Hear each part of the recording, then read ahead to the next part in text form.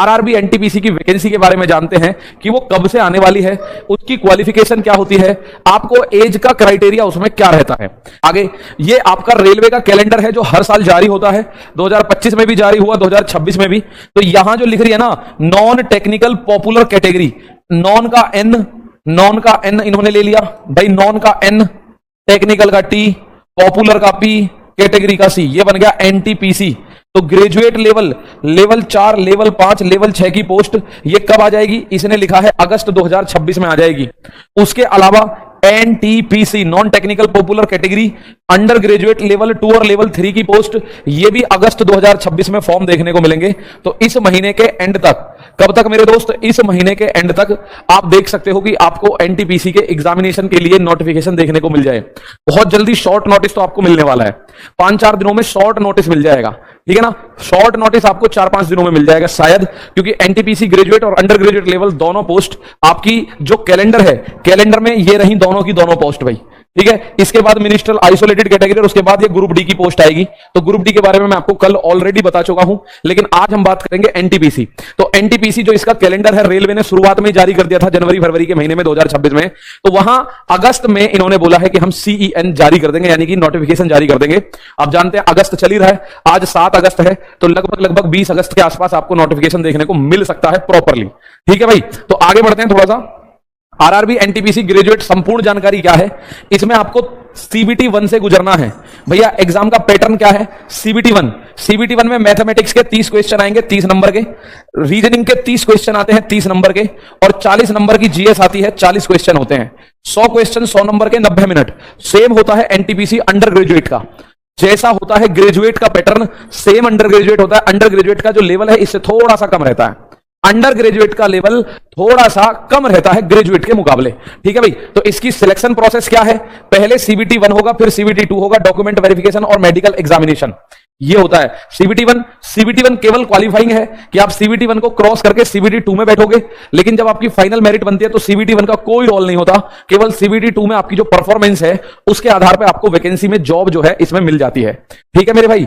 Various graduate level post Indian railway में salary इसकी बड़ी शानदार होती है, मतलब ग्रेजुएट लेवल आप लगते हो तो लगते ही लगभग 80 से 90 हजार सैलरी आप तक पहुंच जाती है, इन हैंड सैलरी जो बनती है, ठीक है। जॉब सिक्योरिटी है, अट्रैक्टिव सैलरी है, ग्रेट बेनिफिट है भैया। इंडिया में कहीं भी रेल में घूम सकते हो फ्री ऑफ कॉस्ट, अपने परिवार को भी घुमा सकते हो, ये सारी की सारी चीजें आपको देखने को मिलती है, ठीक है। बेहतरीन तैयारी करो। तो मैथमेटिक्स का सिलेबस ये पूरा मैथमेटिक्स है भाई, इसमें जो ग्रुप डी में होता है, जो एएलपी सीबीटी 1 में होता है, जो टेक्नीशियन ग्रेड 3 में होता है, वो सारा मैथ का सिलेबस है, वही सारा रीजनिंग है। और जनरल अवेयरनेस में जैसे ग्रुप डी में तो केवल और केवल आप करंट अफेयर पे जूझते हैं, लेकिन यहां हिस्ट्री भी है, पॉलिटी भी है, ज्योग्राफी भी है, इकोनॉमिक्स भी है, साइंस भी है, करंट अफेयर, सब कुछ इसमें आपको देखने को मिलता है बढ़िया करके, ठीक है, बढ़िया करके देखने को मिलता है। तो यही सेम पैटर्न होता है अंडर ग्रेजुएट लेवल का। एज रिलैक्सेशन आप लोग जानते हैं, अगर आपकी कैटेगरी एससी या एसटी है भाई, नॉर्मल एज जो है 18 से 33 साल है इसमें एनटीपीसी ग्रेजुएट लेवल में। एससी या एसटी वाले जो कैंडिडेट होते हैं उनको 5 साल की एज में छूट है। ओबीसी नॉन क्रीमी 3 साल की है। ऐसे ही आपको दिख रहा है एक्स सर्विसमैन यूआर अनरिजर्व है तो 3 साल, एक्स सर्विसमैन ओबीसी 6 साल, एक्स सर्विसमैन एससी एसटी 8 साल, और पीडब्ल्यूडी ये जो होते हैं 10 साल। इस तरह से आपके सामने एज रिलैक्सेशन का पूरा चार्ट आपके सामने है, ठीक है। इस हिसाब से एज रिलैक्सेशन आपको देखने को मिलती है।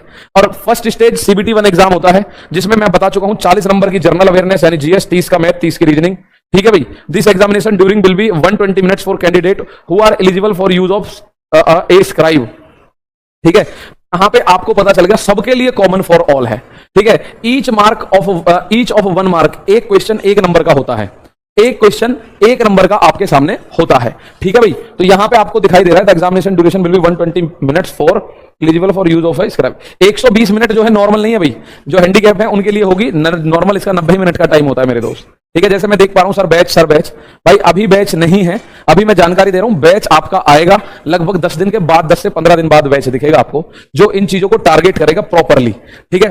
तो ये सिलेबस तो आपको मैं बता दूं कि जो मैथ का, जनरल इंटेलिजेंस, रीजनिंग का और जीके जीएस का सिलेबस है वही होता है।